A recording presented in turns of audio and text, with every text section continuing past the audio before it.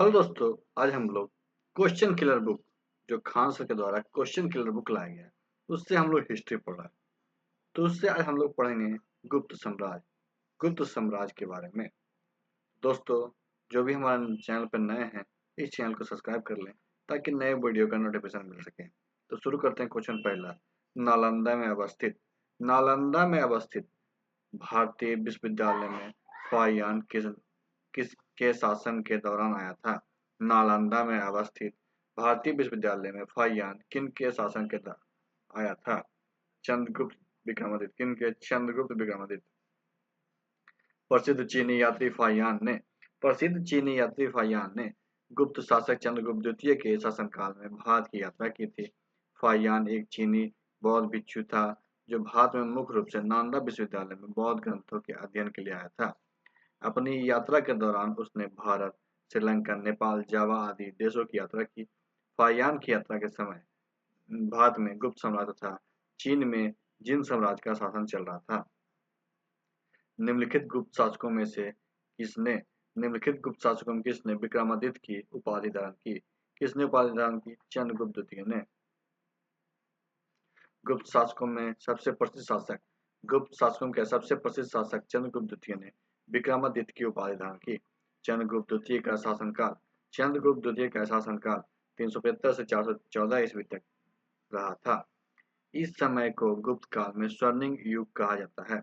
चंद्रगुप्त द्वितीय के पिता का नाम समुद्रगुप्त और दादा का नाम चंद्रगुप्त प्रथम था।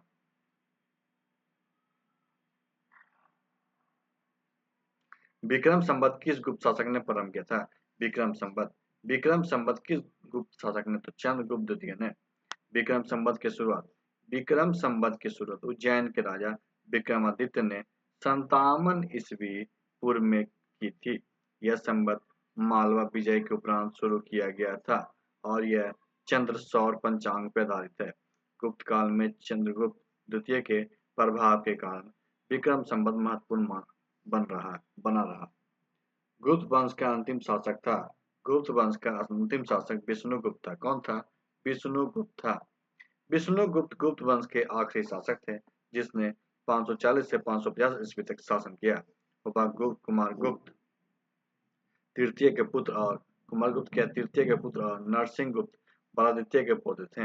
विष्णुगुप्त के शासनकाल के दौरान नालंदा में खुदाई के दौरान उनकी मिट्टी के मुहरे के टुकड़े मिले हैं।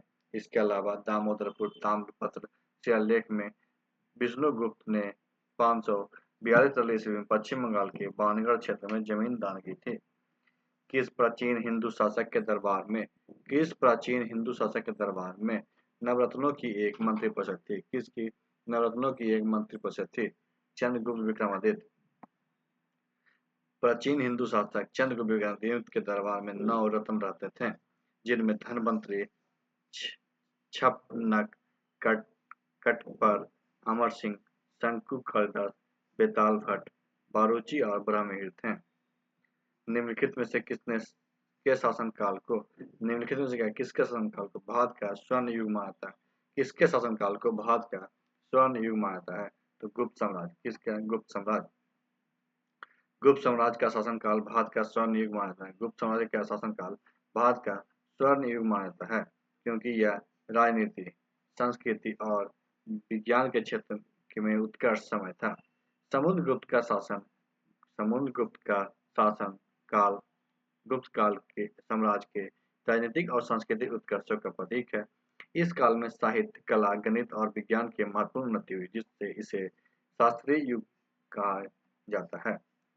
गुप्त संवत कब प्रारंभ हुआ? इसका आंसर है 319 ईस्वी। कब हुआ? 319 ईस्वी। गुप्त वंश के शासक चंद्रगुप्त प्रथम ने सन 313 ईस्वी में गुप्त संवत की स्थापना की। उन्होंने अपने राज्यारोहण की तिथि से गुप्त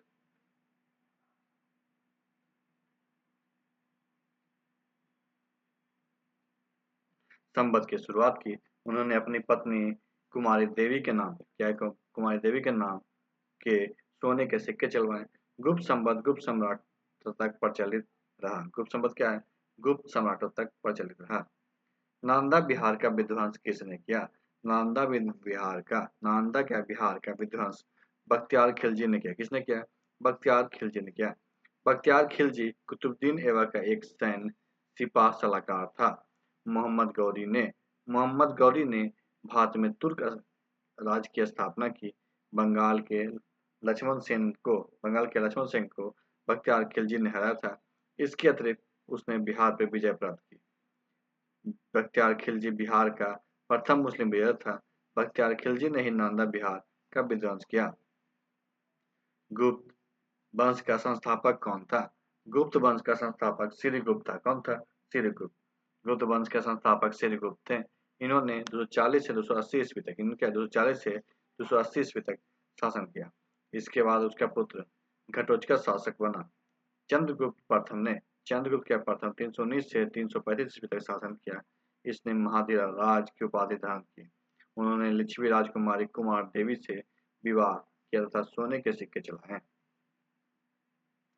निम्नलिखित को सुमेलित कीजिए। निम्नलिखित को क्या सुमेलित कीजिए? इसका आंसर क्या होगा? सी दू का चंद्रगुप्त प्रथम कुमार देवी, फिर समुद्रगुप्त प्रयाग प्रशस्ति, चंद्रगुप्त द्वितीय विक्रमादित्य, कुमारगुप्त प्रथम महेंद्र द्वितीय,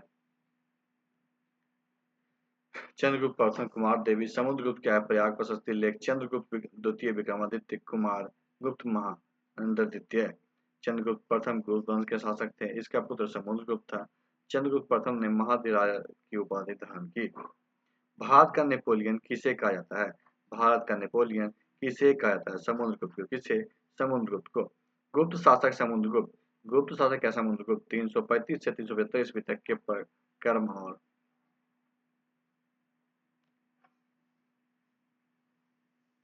वीरता से प्रभावित होकर इतिहासकार विंसेंट स्टीम ने भारत के नेपोलियन की संज्ञा दी थी।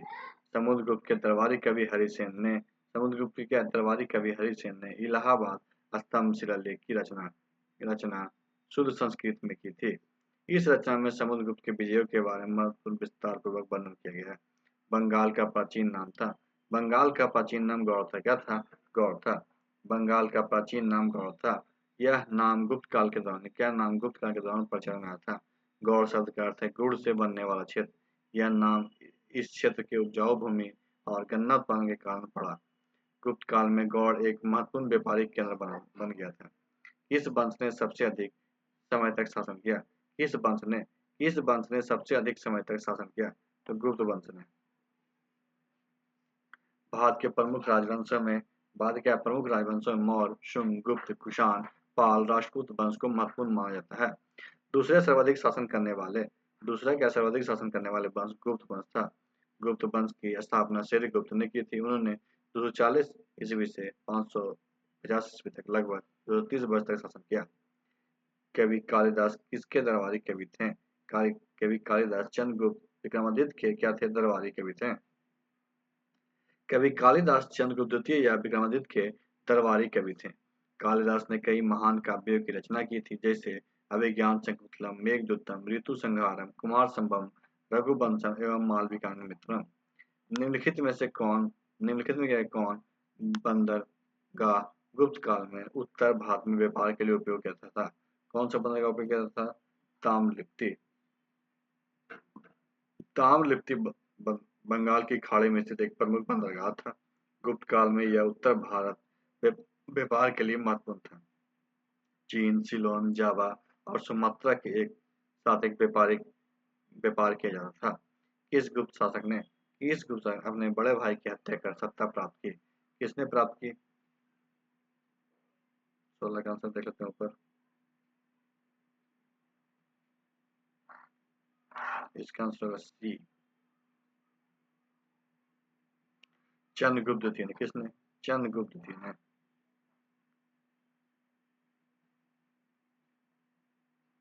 चंद्रगुप्त द्वितीय ने अपने बड़े भाई रामगुप्त की हत्या कर सत्ता प्राप्त की। उनकी पत्नी द्रुपदेवी से विवाह कर लिया और गुप्त वंश का शासक बन गया।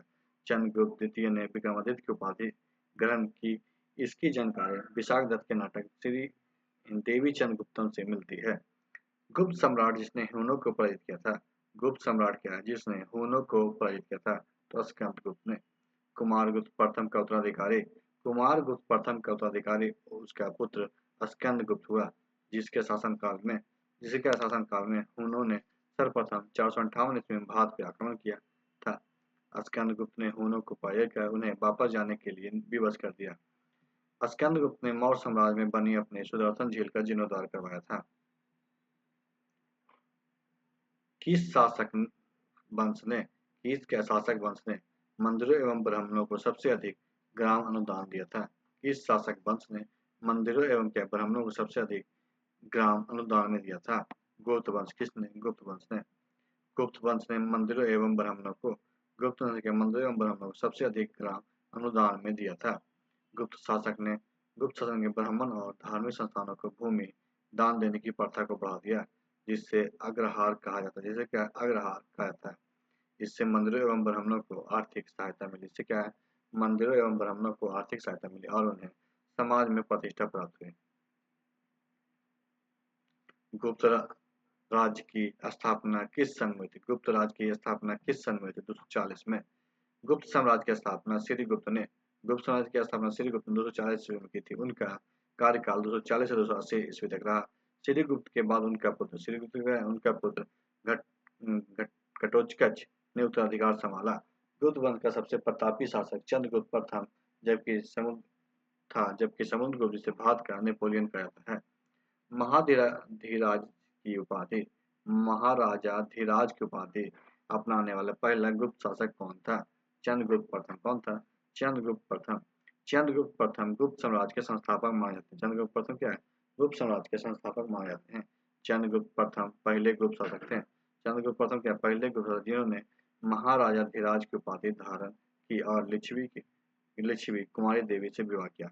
उन्हें क्या लगभग 319 से 335 ईस्वी तक बीच में शासन किया।